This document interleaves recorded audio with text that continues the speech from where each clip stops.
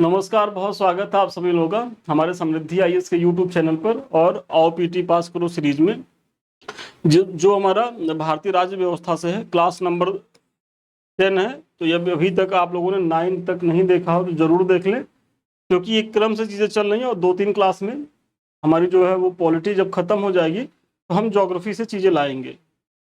इसमें हम करने वाले हैं कि केंद्र राज्य संबंध को देखेंगे, आपात उपबंध के बारे में देखेंगे, वित्त आयोग के बारे में देखेंगे, लोकपाल और महत्वपूर्ण जो आयोग हैं उनके बारे में देखेंगे और चुनाव आयोग की चर्चा करेंगे। तो ये सारे जो हैं टॉपिक हम इस वीडियो के माध्यम से कवर करने जा रहे हैं और बने रहिए। आधा घंटा में आप देखिएगा किस तरीके से, कितना बेहतरीन तरीके से आपका जो है वो रिवीजन होता है।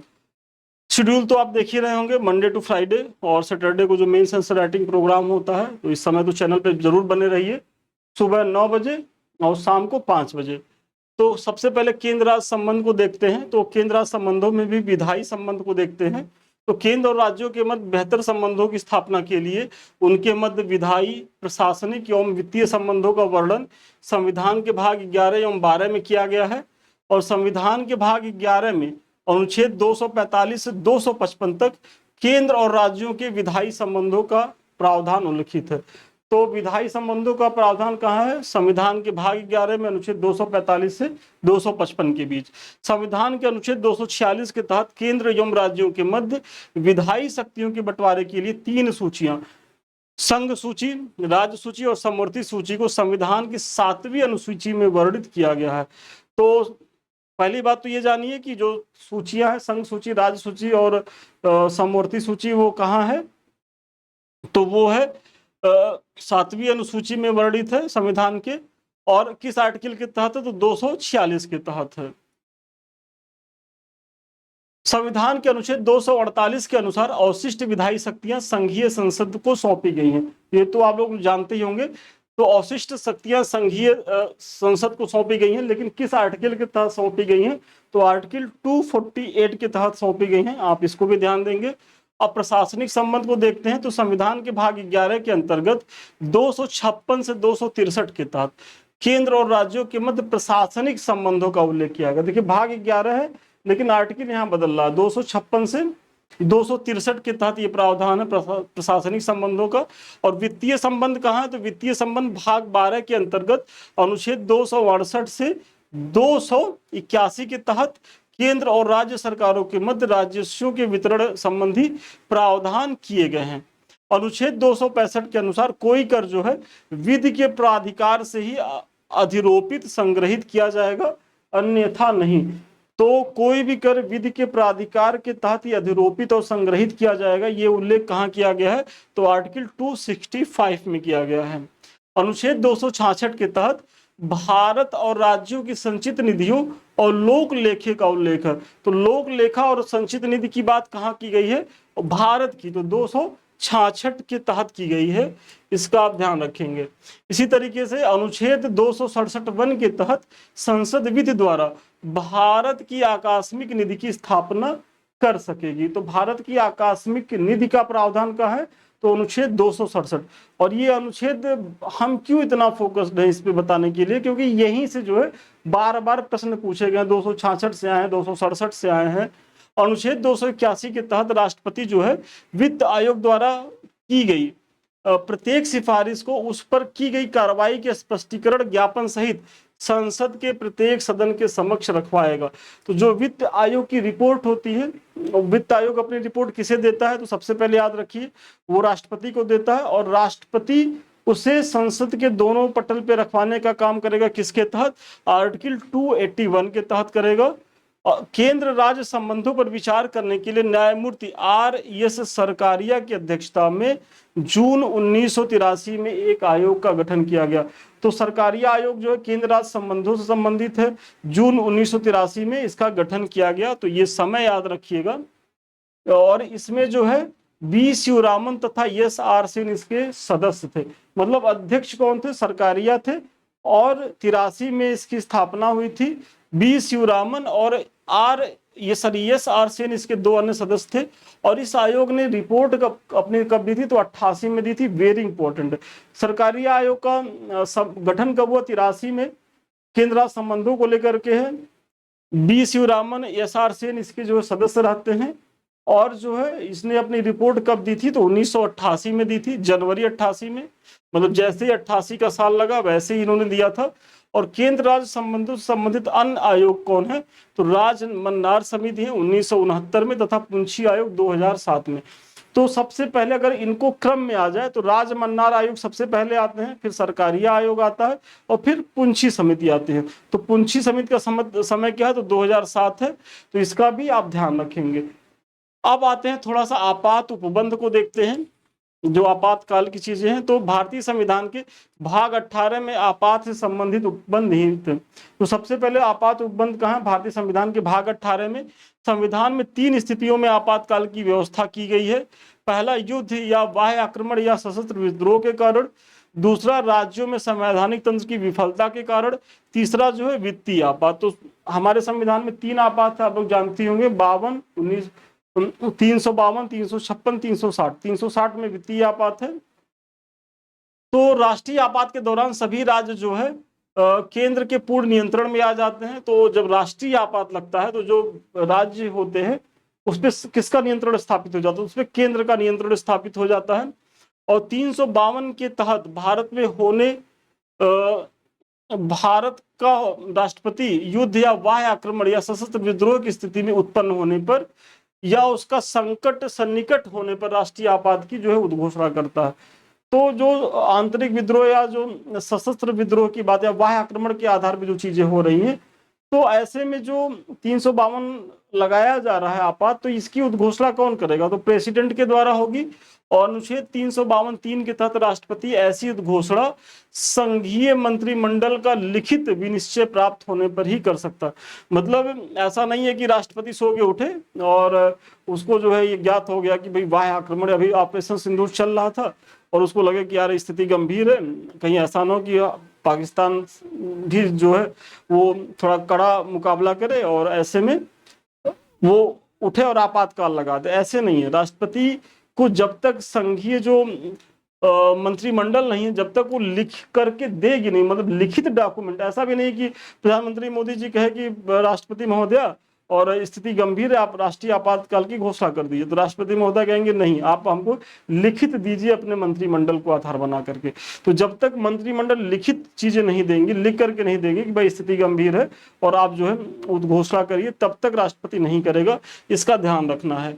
आपातकाल की उद्घोषणा का अनुमोदन संसद के दोनों सदनों द्वारा विशेष बहुमत, सदन की कुल, विशेष बहुमत में क्या है कि सदन की कुल सदस्य संख्या के बहुमत तथा उपस्थित और मत देने वाले सदस्यों की न्यूनतम 2/3 बहुमत से 1 माह के भीतर पास होना भी आवश्यक है। तो इसका भी ध्यान रखना कि मतलब जो आप उद्घोषणा तो राष्ट्रपति तत्काल में कर देगा, लेकिन इसे जो है 1 महीने के अंदर विशेष बहुमत से पास कराना भी जरूरी होता है। और संसद के दोनों सदनों से अनुमोदन के पश्चात आपातकाल जो है यदि बीच में वापस नहीं लिया जाता है तो 6 माह तक जारी रहेगा। कौन सा आपातकाल, 352 वाला। और प्रत्येक 6 माह में संसद विशेष बहुमत द्वारा यदि पारित करेगा तो इसे जो है आगे भी बढ़ाया जाता रहेगा। मतलब कि इसकी अवधि ये नहीं है कि मतलब, लेकिन 6 महीना के बाद पुनः जो है दोनों संसद के विशेष बहुमत के द्वारा इसे पास कराना होगा। तो इसका भी आपको ध्यान रखना होगा। अनुच्छेद 352(7) के तहत आपातकाल की उद्घोषणा किसी भी समय लोकसभा द्वारा उसके अनुमोदन का संकल्प सामान्य बहुमत से पारित करने पर राष्ट्रपति द्वारा जो है वापस ली जा सकती है। देखिए मतलब जो उद्घोषणा को बढ़ाना है तो ऐसे में विशेष बहुमत है कि भाई जो आपातकाल की स्थिति उसका टाइम पीरियड और 6 महीना बढ़ाना है और 6 महीना बढ़ाना है। लेकिन जो 352 के तहत जो आपातकाल लगाया गया है, अगर उसे विड्रॉ करना है तो जो संसद है वो साधारण बहुमत से जो विधेयक पारित करेगी और राष्ट्रपति तो उसको जो है वापस ले लेंगे अपनी उद्घोषणा को आपातकाल वाली। राष्ट्रीय आपातकाल के दौरान संसद का अनुच्छेद 250 के तहत राज्य सूची में वर्णित विषयों पर कानून बनाने का अधिकार प्राप्त हो जाता है। ये तो पीछे मैंने बताया ही। और आपातकाल के दौरान संसद द्वारा राज्य सूची के विषय पर बनाए गए कानून आपातकाल की समाप्ति के 6 माह तक ही जो है वो प्रभावी रह सकते हैं। और अगर इन्हें आगे प्रभावी रखना है तो फिर 6 माह के बाद जो फिर वो जो संसद की बैठक होती है, अधिवेशन होते हैं, उसमें फिर इसे पास कराना होगा।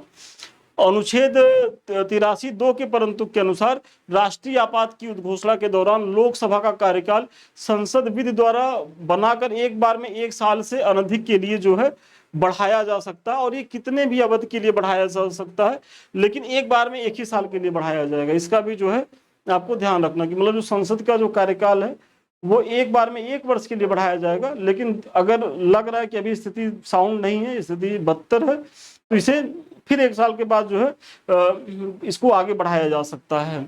किंतु आपातकाल की समाप्ति के बाद 6 माह से अधिक का नहीं हो सकता। लेकिन जैसे ही आपातकाल समाप्त हुआ तो उसके 6 महीने के अंदर अंदर अब जो है चुनाव कराना जरूरी है, क्योंकि ऑलरेडी जो है आपका कार्यकाल बहुत ज्यादा रह चुका है, और उस समय चूंकि भाई आपातकाल वाली स्थिति थी तो वो जरूरी भी था। अब आपातकाल की चीजें खत्म हो गई हैं, अब आप जनता के बीच जाइए, अपने को साबित करिए, और पुनः अगर साबित होते हैं तो आइए सत्ता में। तो ये चीजें हैं, इसका भी आप लोग ध्यान रखेंगे। जब युद्ध या बाह्य आक्रमण के कारण राष्ट्रीय आपात की उद्घोषणा की जाती है तो अनुच्छेद जो 358 के तहत अनुच्छेद 19 द्वारा प्रदत्त 6 मूल अधिकार स्वतः ही निलंबित हो जाते हैं। तो मतलब जब 352 के तहत जब आपातकाल की उद्घोषणा होती है तो जो स्वतंत्रता के जो 6 मूल अधिकार है वो स्वतः निलंबित होते हैं। किस आर्टिकल के तहत? तो आर्टिकल 358 के तहत। वेरी इंपॉर्टेंट है। अनुच्छेद 359 के तहत अन्य मूल अधिकार भी जो है वो निलंबित होते हैं, लेकिन किसी भी शर्त पे अनुच्छेद 20 और 21 जो आपका मूल अधिकार है वो जो है निलंबित नहीं होगा। तो इसका आपको ध्यान रखना, मतलब स्वतंत्रता से संबंधित जो 6 मूल अधिकार हैं वो अनुच्छेद 358 से निलंबित होते हैं। अनुच्छेद 359 से 20 और 21 को छोड़ करके अन्य मूल अधिकार निलंबित हो जाएंगे, और किसी भी स्थिति में अनुच्छेद 20 और 21 जो है वो निलंबित नहीं होगा। अनुच्छेद 352 के तहत आपातकाल अब तक 3 बार लगाया गया है। कब लगाया गया? 62 में, 1971 में और 1975 में। तो 62-71 का तो समय आप लोग जान ही रहे हैं, और जो 75 बार लगाया गया था तो वो तो खैर राजनीति से प्रेरित था, और इसीलिए आज तक जो है कांग्रेस की जो है आलोचना जो विपक्षी पार्टियां वो करती हैं, और कांग्रेस यहाँ बैकफुट पे दिखता भी है। अनुच्छेद 356 के अनुसार राज्यों में संवैधानिक तंत्र की विफलता पर राष्ट्रपति शासन की घोषणा की जा सकती है।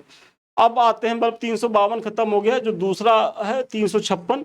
तो राज्यों में मतलब 356 के तहत जो आपातकाल लगाए जाते हैं तो वो किसी एक क्षेत्र विशेष या राज्यों में लगाए जाते हैं, और राज्यों में संवैधानिक तंत्र की विफलता पर राष्ट्रपति शासन की घोषणा की जा सकती है। इस व्यवस्था के तहत राष्ट्रपति को राज्य सरकार की समस्त शक्तियां प्राप्त हो जाती। मतलब सपोज करिए कि कोई भी जो राज्य सरकार है वहां संवैधानिक तंत्र विफल हो गया है, कानून व्यवस्था जो है वो राज्य के दायरे से बाहर चली गई है, तो ऐसे में 356 के तहत राष्ट्रीय आपातकाल लगाए जाएंगे। लेकिन जो ये आपातकाल जैसे ही लगे वैसे ही राज्य की जो सत्ता है वो खत्म, और उस पर पूरी तरीके से अधिकार किसका हो जाता है? केंद्रीय शासन का हो जाता है। राष्ट्रपति मुख्यमंत्री के नेतृत्व वाली मंत्रिपरिषद को हटा देता है, और इस दौरान संसद राज्य के विधानमंडल की विधायी शक्तियों का प्रयोग करता है। मतलब संसद ही जो भारत का है वही राज्य के विधानमंडल की जो भी विधायी शक्तियां कानून बनाने की, उन सब का उपभोग कौन करता है? तो भारतीय संसद करती है राज्यों की। इस प्रकार की उद्घोषणा जारी होने के 2 माह के भीतर अगर जो राज्यों में संवैधानिक तंत्र की विफलता के आधार पर जो 356 के तहत आपातकाल लगाया गया तो उसे 2 माह के भीतर, मतलब जैसे मंत्रिमंडल ने लिख के दे दिया, राष्ट्रपति ने तुरंत जो है घोषणा कर दी, लेकिन 2 माह के भीतर जो है उसे संसद के दोनों सदनों के द्वारा जो है वो पास कराया जाना अनिवार्य होता है, वही इसमें कहा जा रहा है। और यदि घोषणा दोनों सदनों द्वारा स्वीकृत हो तो राष्ट्रपति शासन 6 माह तक चलता है। मतलब यहाँ भी वही है कि अगर दोनों सदन उसको स्वीकृत कर देते हैं तो उस राज्य में संवैधानिक तंत्र की विफलता के आधार पर 6 महीने तक राष्ट्रपति शासन लगा रहेगा।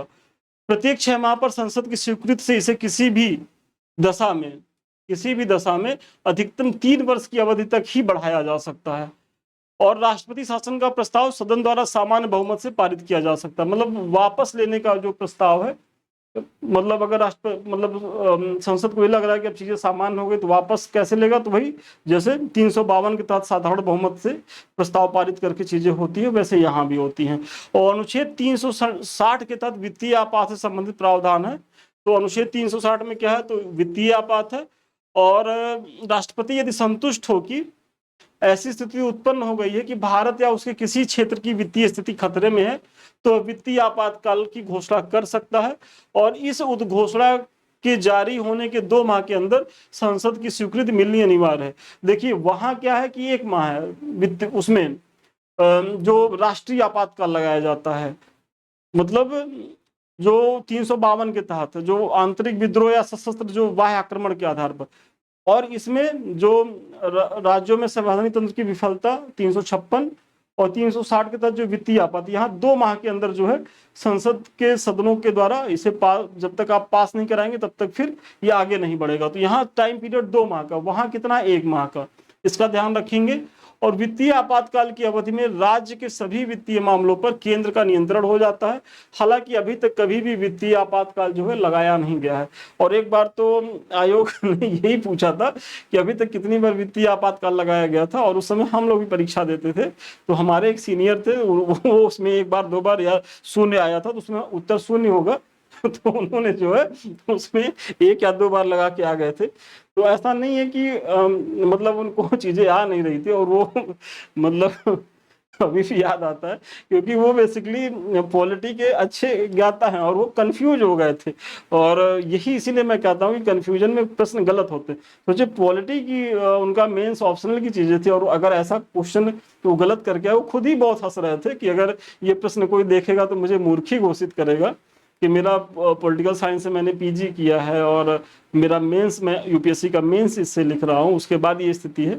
तो इसलिए मिस्टेक हो जाती है। तो इसीलिए कहा जाता है कि आप लोग जो है चीजों को खूब ध्यान से पढ़िए।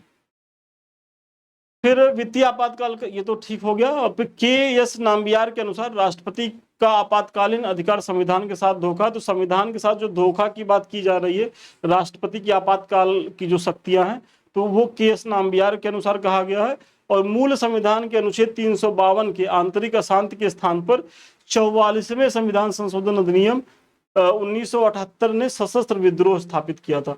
तो जो आंतरिक अशांति की बात थी तो उसे हटा करके 44वें संविधान संशोधन 1978 के द्वारा वहां सशस्त्र विद्रोह शब्द जोड़ा गया था।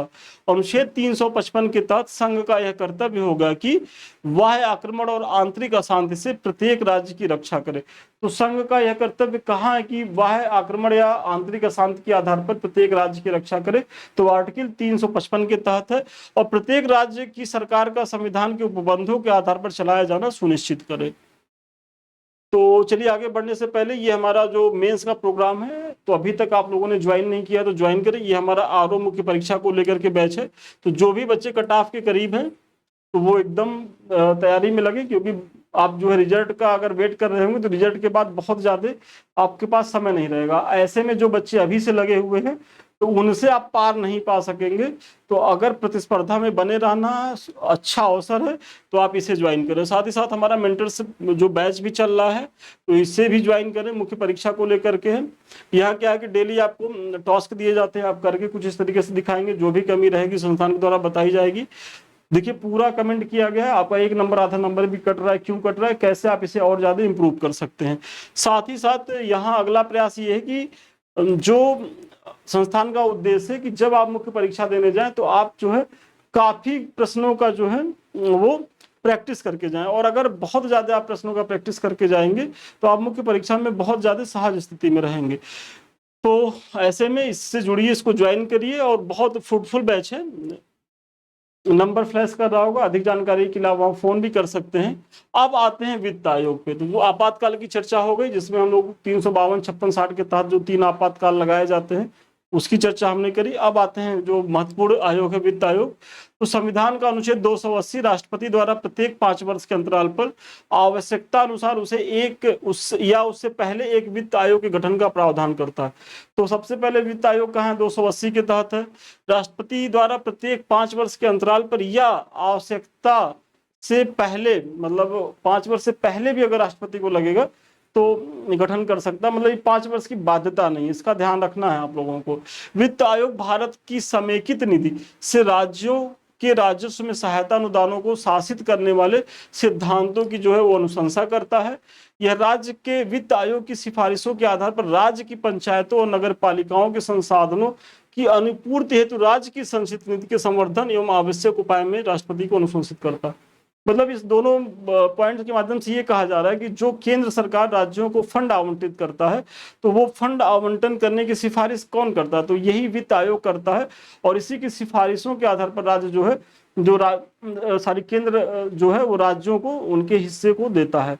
और इसी तरीके से जो राज्य सरकारें होते हैं, तो राज्य सरकारों के मातहत जो है पंचायतें होती हैं, तो पंचायतों को किस तरीके का फंड मिलना चाहिए, तो वो राज्यों को भी सिफारिश देता है कि भाई इस मद में इस तरीके की चीजें होनी चाहिए। और राष्ट्रपति को भी जो है वो उसके समक्ष एक रिपोर्ट देता है। और केंद्र सरकार से भी जो पंचायतों को जो चीजें मिलती हैं, तो उसमें भी वित्त आयोग की भूमिका होती है।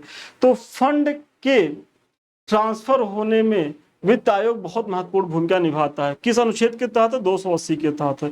संविधान के अनुच्छेद 280 के तहत वित्त आयोग राष्ट्रपति द्वारा नियुक्त किए जाने वाले एक अध्यक्ष और 4 अन्य सदस्यों से मिलकर बनता है। तो वित्त आयोग जो है उसका गठन होता है, उसमें एक अध्यक्ष होते हैं, 4 सदस्य होते हैं। पहली चीज, कौन इसकी मतलब नियुक्ति करता है? तो राष्ट्रपति के द्वारा नियुक्त किया जाता है वित्त आयोग का। और प्रथम वित्त आयोग का गठन केसी नियोगी की अध्यक्षता में 22 नवंबर 1991 किया गया। वेरी इंपॉर्टेंट है। तो पहले जो वित्त आयोग है वो केसी नियोगी के अध्यक्षता में गठित किया गया। कब किया गया? तो 22 नवंबर 1991 को। 14वें वित्त आयोग कौन है? श्री YV रेड्डी हैं। 15वें वित्त आयोग कौन है? NK सिंह है। और एक बार तो यही वित्त आयोगों को मिलाने को दे दिया था। तो आप पहले केसी नियोगी के बारे में जानते रहिए, कई बार पूछा गया है। फिर 14वें YV रेड्डी है, 15वें NK सिंह है, और 16वें कौन है? तो अरविंद पनगड़िया के नेतृत्व में किया गया है। और जल्दी से आप लोग कमेंट करके बताइए, जो 16वें वित्त आयोग की जो अध्यक्षता अरविंद पनगड़िया कर रहे हैं, तो उसका कार्यकाल कब से कब तक है? मतलब वो किस वर्ष से किस वर्ष तक की चीजों के लिए वो संस्तुति करेंगे? जल्दी से कमेंट करके बताएं। और लोकपाल पे देखते हैं। देखिए, वित्त आयोग की चर्चा हमने कर ली, अब लोकपाल और महत्वपूर्ण आयोगों के बारे में देखेंगे। तो अंतरराष्ट्रीय स्तर पर नागरिकों की शिकायतों के निवारण हेतु बनाई गई संस्था को ओम्बुड्समैन के नाम से जाना जाता है। एक स्वतंत्र भारतीय लोकतांत्रिक व्यवस्था के अंतर्गत जन शिकायतों के निवारणार्थ पर्यवेक्षी एजेंसी के रूप में इसकी स्थापना 1809 में स्वीडन में हुई थी। तो जो ओम्बुड्समैन है उसकी जो स्थापना सबसे पहले कहाँ हुई थी? तो स्वीडन में हुई थी। कब हुई थी? तो 1809 में हुई थी।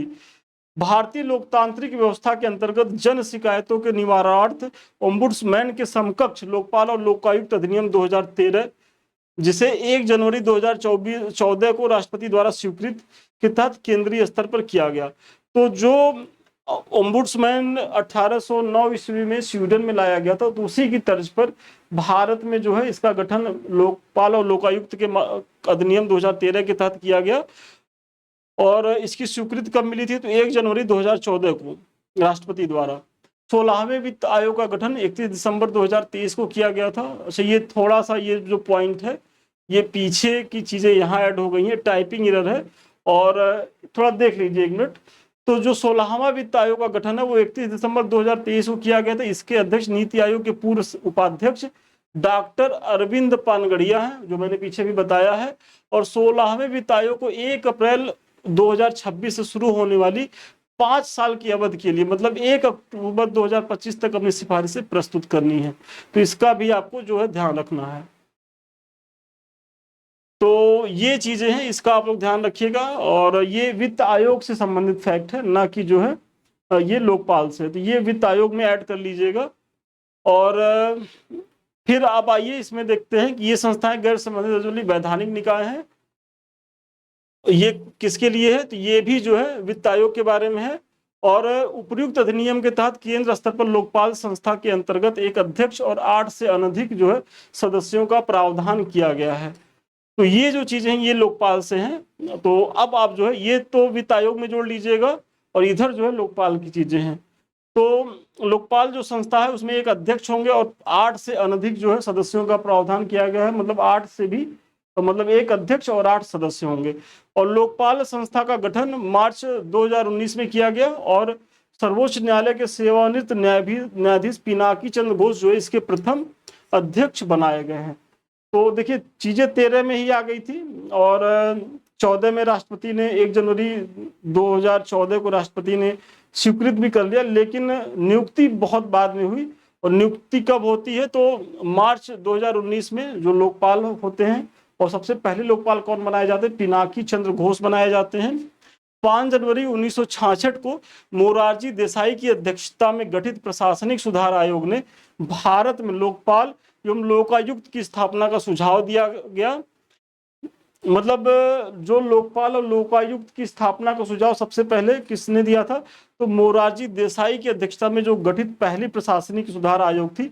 हालांकि इसकी जो बाद में अध्यक्षता करते हैं, मतलब देखिए, प्रथम प्रशासनिक सुधार आयोग के पहले अध्यक्ष तो मोरारजी देसाई होते हैं, लेकिन बाद में 1967 में के हनुमंतैया को पहले प्रशासनिक सुधार आयोग का अध्यक्ष बनाया गया। तो इसका भी आपको ध्यान रखना है।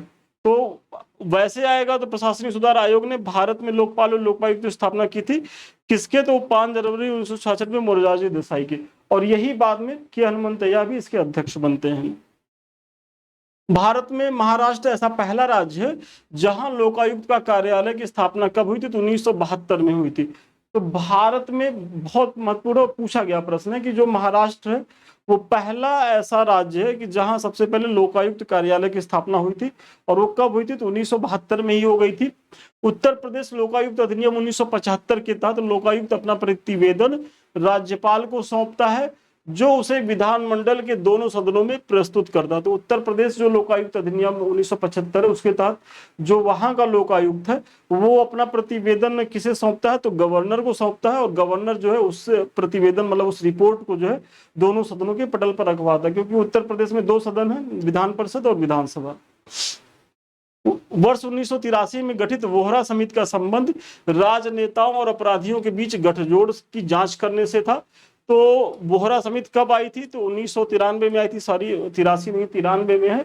और इसमें जो है राजनीति जो नेता है और अपराधियों की जो गठजोड़ की चीजें थी उसकी जांच के लिए किया गया था। राजमन्नार आयोग ने भारतीय प्रशासनिक सेवा और भारतीय पुलिस सेवा को समाप्त करने की सिफारिश की थी। वेरी इंपॉर्टेंट है, मतलब किस आयोग ने? जो आईपीएस और आईएएस जो अधिकारी हैं वर्तमान में, इनकी सेवा को ही समाप्त करने की सिफारिश कर दी थी, तो राजमन्नार आयोग ने की थी। 28 सितंबर 1993 को अनुच्छेद 123 के तहत अपने अधिकारों का प्रयोग करते हुए तत्कालीन राष्ट्रपति ने मानवाधिकार संरक्षण अध्यादेश जारी किया था। तो 28 सितंबर 1993 को मानवाधिकार संरक्षण आयोग का जो अध्यादेश है वो राष्ट्रपति ने जारी किया था, क्योंकि आर्टिकल 123 के तहत ही अध्यादेश जारी करने की शक्ति जो है वो प्रेसिडेंट को प्राप्त है। ध्यातव्य है कि मानवाधिकार संरक्षण अधिनियम 1993 28 सितंबर 1993 से ही जो है वो प्रभावी किया गया था। वेरी इंपॉर्टेंट है। तो जो राष्ट्रीय मानवाधिकार आयोग है वो कब प्रभावी हुआ था?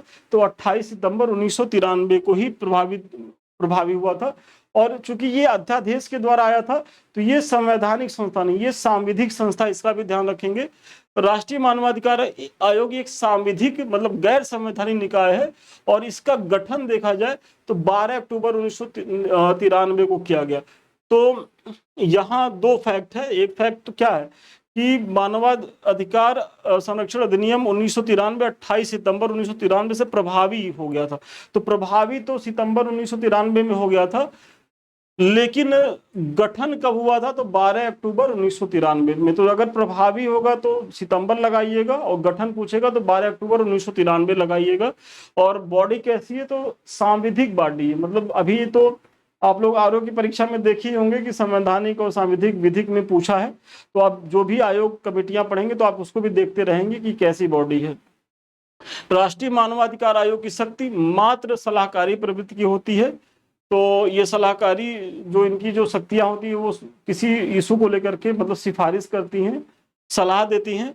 मानवाधिकार संरक्षण अधिनियम 2019 भारत के मुख्य न्यायाधीश अथवा उच्चतम न्यायालय के न्यायाधीश रहे किसी व्यक्ति को राष्ट्रीय मानवाधिकार आयोग के अध्यक्ष रूप में नियुक्त किए जाने हेतु पात्र बनाता। तो जो राष्ट्रीय मानवाधिकार संरक्षण संशोधन अधिनियम 2019 है, इसके तहत जो भारत का चीफ जस्टिस रहा हो या कोई न्यायाधीश रहा हो तो वो इसमें इसका जो राष्ट्रीय मानवाधिकार आयोग का अध्यक्ष बन सकता है। संशोधन अधिनियम 2019 के अनुसार राष्ट्रीय पिछड़ा वर्ग आयोग के अध्यक्ष, राष्ट्रीय बाल संरक्षण आयोग के अध्यक्ष और दिव्यांग जनों संबंधी मुख्य आयुक्त को भी आयोग के सदस्यों के रूप में सम्मिलित किया गया है। राष्ट्रीय अल्पसंख्यक आयोग, राष्ट्रीय अनुसूचित जाति आयोग, राष्ट्रीय अनुसूचित जनजाति आयोग तथा राष्ट्रीय महिला आयोग के चेयरपर्सन जो है पहले से ही इसके सदस्य होते हैं। किसके? तो राष्ट्रीय मानवाधिकार संरक्षण आयोग के। संशोधन अधिनियम 2019 द्वारा राष्ट्रीय आयोग और राज्य आयोगों के अध्यक्षों एवं सदस्यों की पदावधि 5 वर्ष से कम कर दी गई है। तो जो वर्तमान में राष्ट्रीय मानवाधिकार आयोग के सदस्य और अध्यक्ष हैं, तो उनका जो पहले कार्यकाल 5 वर्ष का होता था उसे घटा करके 3 वर्ष कर दिया गया है। और यह संशोधन अधिनियम राज्य के मुख्य न्यायाधीश अथवा उच्च न्यायालय के न्यायाधीश रहे किसी व्यक्ति को राज्य मानवाधिकार आयोग के अध्यक्ष रूप में नियुक्त करने के लिए पात्र बनाता है। तो वही जो सेंट्रल में बनाता है कि भाई चीफ जस्टिस ऑफ इंडिया या सुप्रीम कोर्ट का कोई जज, तो वही जो है शक्ति राज्यपाल को देता है कि राज्यपाल ऐसे व्यक्ति को जो है राज्य मानवाधिकार आयोग का अध्यक्ष नियुक्त कर सकता है या सदस्य बना सकता है जो हाई कोर्ट के चीफ जस्टिस रहे हो या न्यायाधीश रहे हों। राज्य मानवाधिकार आयोग के अध्यक्ष एवं सदस्यों की नियुक्ति संबंधित राज्य के राज्यपाल द्वारा होता है। और भारत का विधि आयोग एक गैर संवैधानिक निकाय है। तो अब थोड़ा सा हम लोग विधि आयोग को देखते हैं। तो जो भारत का विधि आयोग है कैसा, तो ये गैर सांविधिक निकाय है जिसे विधि और न्याय मंत्रालय भारत सरकार के विधि कार्य विभाग की अधिसूचना द्वारा गठित किया गया था। तो ये भी जो है संवैधानिक बॉडी नहीं है जो हमारा विधि आयोग है। और स्वतंत्र भारत का पहला विधि आयोग 1955 में यमसी शीतलवाड़, शीतल नहीं शीतलवाड़ है, तो की अध्यक्षता में गठित किया गया था। तो इसका भी ध्यान रखेंगे। आप थोड़ा सा देखते हैं राष्ट्रीय अल्पसंख्यक आयोग। तो राष्ट्रीय अल्पसंख्यक आयोग का गठन मूलतः अल्पसंख्यक आयोग के रूप में 1978 में किया गया था तथा इसे संसद के 1992 के अधिनियम के तहत सांविधिक मतलब वैधानिक दर्जा प्रदान करते हुए वर्तमान स्वरूप दिया गया। तो जो राष्ट्रीय अल्पसंख्यक आयोग है वो हमारा क्या है, वैधानिक मतलब बॉडी है। और केंद्र सरकार द्वारा पहले 5 समुदायों मुस्लिम, ईसाइयों, सिखों, बौद्धों और पारसियों को अल्पसंख्यक समुदाय के रूप में अधिसूचित किया गया था। तो सबसे पहले कौन थे, मुस्लिम हैं, ईसाई हैं, सिख हैं, बौद्ध हैं और पारसी हैं। इन्हें जो है अल्पसंख्यक का दर्जा मिला था। इसमें जैन शामिल नहीं थे। जैनों को कब शामिल किया गया, तो 27 जनवरी 2024 को जैनों को भी जो है अल्पसंख्यक समुदाय के रूप में अधिसूचित किया गया। अनुच्छेद 315 के द्वारा संघ के लिए एक लोक सेवा आयोग और प्रत्येक राज्यों के लिए एक लोक सेवा आयोग की व्यवस्था की गई है। अभी देखिए आपके आरओ में पूछा गया था, तो आर्टिकल 315 में क्या है कि संघ के लिए एक लोक सेवा आयोग और राज्यों के लिए एक लोक सेवा आयोग की जो है वो व्यवस्था की गई है। संविधान के अनुच्छेद 323 के अनुसार संघ लोक सेवा आयोग अपनी वार्षिक प्रतिवेदन जो है राष्ट्रपति को, जबकि राज्य लोक सेवा आयोग अपनी वार्षिक प्रतिवेदन किसको सौंपता है, तो वो गवर्नर को सौंपता है। अब आते हैं अस्थायी विशेष प्रावधान। तो भारतीय संविधान के भाग 21 के तहत अनुच्छेद 369 से 392 तक अस्थायी संक्रमणकालीन तथा विशेष उपबंधों का प्रावधान किया गया है। जम्मू और कश्मीर का संविधान 17 नवंबर 1956 को अंगीकार किया गया तथा 26 जनवरी 1957 को प्रभाव में आया था। और 6 अगस्त 2019 को संसद की संस्तुति से राष्ट्रपति द्वारा जारी अधिसूचना द्वारा अनुच्छेद 370 के तहत जम्मू और कश्मीर की विशेष स्थिति को समाप्त करने की घोषणा की गई थी। तो कब की गई थी, तो 6 अगस्त 2019 को। ये समय याद रखिएगा, कभी भी पूछा जा सकता है। तो 370 का स्टेटस जो है जम्मू कश्मीर को जो प्राप्त था वो कब खत्म हुआ था, तो 6 अगस्त 2019 को। जम्मू एवं कश्मीर पुनर्गठन अधिनियम 2019 के अनुसार जम्मू एवं कश्मीर राज्य को अब जम्मू और कश्मीर संघ राज्य क्षेत्र तथा लद्दाख संघ राज्य क्षेत्र के रूप में पुनर्गठित कर दिया गया। यह अधिनियम 31 अक्टूबर 2019 से जो है वो प्रभावी है। देखिए घोषणा कब हुई थी, 6 अगस्त 2019 को। प्रभावी कब हुआ, 31 अक्टूबर 2019 को। क्योंकि प्रभावी तब होता ना कि जब दोनों सदनों से चीजें पास हो जाए, राष्ट्रपति उस पर दस्तखत कर दे, तो उसमें कुछ समय लगता है। तो 31 अक्टूबर 2019 का भी डेट याद रखिएगा। और अनुच्छेद 371 के तहत महाराष्ट्र एवं गुजरात राज्यों के संबंध में विशेष उपबंध है। तो जो महाराष्ट्र और गुजरात राज्यों के संबंध में जो विशेष उपबंध का प्रावधान है वो आर्टिकल 371 के तहत बहुत बहुत महत्वपूर्ण सारे आर्टिकल्स हैं। देख लीजिए, पीवाईक्यू यदि जेहन में होगा तो पता होगा कितनी बार चीजें यहाँ से पूछी गई हैं। इसी तरीके से अनुच्छेद 371 क में नागालैंड राज्य के संबंध में विशेष उपबंध किया गया है। 371 ख में असम है, 371 ख असम, 371 ग मणिपुर, 371 घ आंध्र प्रदेश या तेलंगाना के संबंध में, 371 छ सिक्किम, 371 छ मिजोरम, 371 ज में अरुणाचल प्रदेश, 371 6 में गोवा और 371 ईया में जो है कर्नाटक राज्य के संबंध में विशेष उपबंध किए गए। एकदम स्क्रीनशॉट ले लीजिए और इसको 2-3 बार रिवीजन कर लीजिए। अगर पीवाईक्यू जेएन में होगा तो आप देखे होंगे कितनी बार यहाँ से प्रश्न बने हैं। अब आते हैं जो आज का अंतिम टॉपिक है, चुनाव आयोग। अभी वर्तमान में बहुत ज्यादा चर्चा में है, आप लोग जान ही रहे होंगे कि उस पर कितने आरोप लगाए जा रहे हैं। तो खैर वो आरोप प्रत्यारोप की चीजें जो है वो राजनीतिक है और कुछ चीजें वो आएंगी भी, तो वो मुख्य परीक्षा का टॉपिक है कि भाई किस तरीके से जो है जो चुनाव आयोग है उनकी शुचिता को बरकरार रखा जाए, या अगर जो विचलन आ रहा है क्यों आ रहा है, तो वो सारी चीजें जो हम मेंस की जब क्लासेस होती है वहां डिस्कस होती हैं। फिलहाल पीटी में तो जो फैक्चुअल चीजें उसको देखते हैं। तो चुनाव आयोग की व्यवस्था कहाँ है, पहली बात तो भाग 15 में है, वेरी इंपॉर्टेंट है। कहाँ से कहाँ तक है, तो आर्टिकल 324 से 329 तक। तो 324 से 329 जो 5 अनुच्छेद हैं वो किससे संबंधित है, वो चुनाव आयोग से संबंधित है। किस भाग में, भाग 15 में। अनुच्छेद 324 के तहत एक निर्वाचन आयोग की व्यवस्था की गई है। यह एक स्थायी और स्वतंत्र निकाय है। यह आयोग जो है, मतलब कौन, चुनाव आयोग संसद, राज्य विधानमंडल, राष्ट्रपति और उपराष्ट्रपति के पदों के निर्वाचन के लिए नामावली तैयार कराने और इन निर्वाचनों के संचालन के अधीक्षण, निर्देशन तथा नियंत्रण के लिए जिम्मेदार होता है। तो जो संसद का चुनाव होता है, लोकसभा, राज्यसभा, राष्ट्रपति, उपराष्ट्रपति या राज्यों की जो विधानसभाओं का चुनाव होता है, उसके लिए नामावली तैयार करने या इनके चुनाव के नियंत्रण, अधीक्षण का काम किसके द्वारा किया जाता है, चुनाव आयोग के द्वारा किया जाता है। मुख्य निर्वाचन आयुक्त और अन्य निर्वाचन आयुक्त की नियुक्ति कौन करता है, तो राष्ट्रपति करता है। और इसके लिए एक कमेटी होती है, कमेटी नामों की सिफारिश करती है और उसी जिसकी सिफारिश होती है उस पर ही राष्ट्रपति अपना अंतिम मुहर लगाता है। ऐसा नहीं है कि राष्ट्रपति किसी को किसी के बारे में वो उसके अच्छे संबंध है उसको लगा और बना दिया, ऐसा नहीं होता है। 15 अक्टूबर 1989 तक निर्वाचन आयोग एक सदस्यीय था, जिसे केवल मुख्य निर्वाचन आयुक्त ही होता था। मतलब वर्तमान में आप ऐसे देखिए कि जो हमारा जो निर्वाचन आयोग है वो 3 सदस्यीय है, उसमें एक अध्यक्ष होते हैं और 2 अन्य सदस्य क्या मतलब एक मुख्य निर्वाचन आयुक्त होता है और 2 अन्य निर्वाचन आयुक्त होते हैं। लेकिन 15 अक्टूबर 1989 के पहले तक केवल ये एक सदस्य था, मतलब इसमें केवल एक अध्यक्ष होता था और इसमें जो अन्य आयुक्त होते थे वो नहीं होते थे, जो वर्तमान में 2 और हैं। 16 अक्टूबर 1989 को सर्वप्रथम निर्वाचन आयोग में 2 अतिरिक्त निर्वाचन आयुक्तों की नियुक्ति की गई, परंतु 1 जनवरी 90 तक ही ये पद पर रहे। तो 16 अक्टूबर 89 में जो है आयोग को त्रिसदस्यीय बनाया गया, मतलब एक जो है मुख्य निर्वाचन आयुक्त और 2 अन्य निर्वाचन आयुक्त लाए गए। लेकिन ये व्यवस्था 1990 तक ही रही। फिर जो है 1 अक्टूबर 1993 को पुनः 2 अतिरिक्त निर्वाचन आयुक्तों की नियुक्ति की गई, मतलब 90 के बाद पुनः इसको एकल बना दिया गया। तो 93 में पुनः जो है फिर 2 निर्वाचन आयुक्तों को लाया गया और तब से लेकर के वर्तमान तक इसकी जो संरचना यही है कि एक जो है मुख्य निर्वाचन आयुक्त होता है और 2 निर्वाचन आयुक्त होते हैं। वर्तमान में निर्वाचन आयोग में मुख्य निर्वाचन आयुक्त और 2 अन्य निर्वाचन आयुक्त हैं और ये व्यवस्था 1993 से जो है वो कंटिन्यू चली आ रही है। इनके पास समान शक्तियां होती हैं तथा उनके वेतन, भत्ते व दूसरे अनुलाभ भी समान होते हैं। मतलब जो मुख्य निर्वाचन आयुक्त होता है और जो निर्वाचन आयुक्त होते हैं तो इनकी शक्तियां एकदम समान हैं और सारी व्यवस्था, वेतन, भत्ते, सुख सुविधा सब एक तरीके के समान ही हैं। इनके पास होते हैं जो कि सर्वोच्च न्यायालय के न्यायाधीश के समतुल्य होते हैं। मतलब जो मुख्य निर्वाचन आयुक्त होता है वो किसके समतुल्य होता है, तो जो सर्वोच्च न्यायालय के न्यायाधीश होते हैं उनके बराबर होता है। और निर्वाचन आयुक्तों का जो कार्यकाल होता है 6 वर्ष या 65 वर्ष। तो इसमें सभी हैं, जो तीनों निर्वाचन आयुक्त हैं, मुख्य निर्वाचन आयुक्त और 2 अन्य निर्वाचन आयुक्त, तो तीनों के जो कार्यकाल होते हैं 6 वर्ष के होते हैं या 65 वर्ष के होते हैं, मतलब जो भी पहले हो जाए।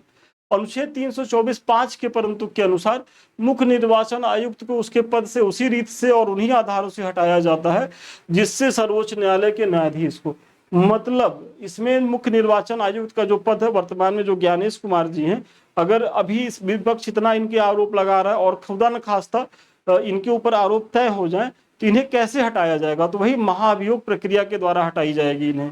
और ये बड़ी बात है। और अभी तो पीछे हाल में सुगबुगाहट भी थी कि हो सकता है इनके खिलाफ जो है वो महाभियोग की प्रक्रिया लाई जाए। विपक्ष के द्वारा। किसी अन्य निर्वाचन आयुक्त या प्रादेशिक आयुक्त को मुख्य निर्वाचन आयुक्त की सिफारिश पर ही पद से हटाया जाएगा। मतलब इसमें देखिए एक जगह जो दो अन्य चुनाव आयुक्त हैं, मतलब निर्वाचन आयुक्त है, उनकी जो सीमा है, मतलब सीमा क्या है कि जो चीफ इलेक्शन कमिश्नर है उसे तो महाभियोग प्रक्रिया के द्वारा हटाया जाएगा, लेकिन जो दो अन्य हैं इन्हें कभी भी अगर चीफ इलेक्शन कमिश्नर को लगे कि ये जो हमारे दो सहयोगी हैं इनसे कुछ मतभेद है या लगे कि भाई ये जो है उस तरीके से काम नहीं कर पा रहे हैं, तो कभी भी वो राष्ट्रपति को सलाह देगा और राष्ट्रपति इन दोनों लोगों को पद से हटा देगा। तो इसका ध्यान रखना, मतलब इन दोनों आयुक्तों को जो है, जो 1993 से 3 सदस्यीय हुआ है, तो इनको उस तरीके का जो है कार्यकाल की सुविधा नहीं है, मतलब इन्हें कभी भी हटाया जा सकता है। और इसी तरीके से जो राज्य निर्वाचन आयुक्त होते हैं, जो राज्य की पंचायतों के चुनाव को लेकर के जिनकी जिम्मेदारी होती है, उन्हें भी जो है कार्यकाल का पूरा वो नहीं है, कभी भी उन्हें जो है वो अगर मुख्य निर्वाचन आयुक्त चाहे तो राष्ट्रपति को जो है वो सिफारिश करेगा और उसे हटा दिया जाएगा। लोक प्रतिनिधित्व अधिनियम 1951 के प्रावधानों के तहत चुनाव की अधिसूचना लोकसभा एवं राज्यसभा के लिए राष्ट्रपति तथा विधानसभा एवं विधान परिषद के लिए संबंधित राज्य या संघ राज्य क्षेत्र का राज्यपाल या प्रशासक निर्वाचन आयोग की अनुशंसा पर जारी कर सकता है। तो अधिसूचना जो है वो केंद्र में प्रेसिडेंट और स्टेट या संघ शासित राज्यों में गवर्नर या लेफ्टिनेंट गवर्नर जो है इस तरीके की चीजें लाएगा। और जबकि चुनाव के विभिन्न चरणों संबंधित विस्तृत अधिसूचना निर्वाचन आयोग जारी करता है। तो देखिए अगर चुनाव के जो चरण होते हैं कितने चरण में कराया जाएगा क्या, ये सारी चीजें जो है वो निर्वाचन आयोग लाएगा। लेकिन जो मेन अधिसूचना की जो जारी होता है कि मतलब अब चुनाव की तिथि जो घोषित होती है वो प्रेसिडेंट और स्टेट में गवर्नर के द्वारा ही घोषित होती है। तो इसमें जो बारीक अंतर है इसको भी ध्यान रखिएगा। अनुच्छेद 326 के तहत वयस्क मताधिकार का जो है प्रावधान किया गया, वेरी इंपॉर्टेंट है। और भारत में मत देने का अधिकार एक वैधानिक अधिकार है। मतलब आप अगर ये कहें कि मत देना का अधिकार मेरा संवैधानिक है तो नहीं, ये विधिक अधिकार है, मतलब वैधानिक अधिकार है।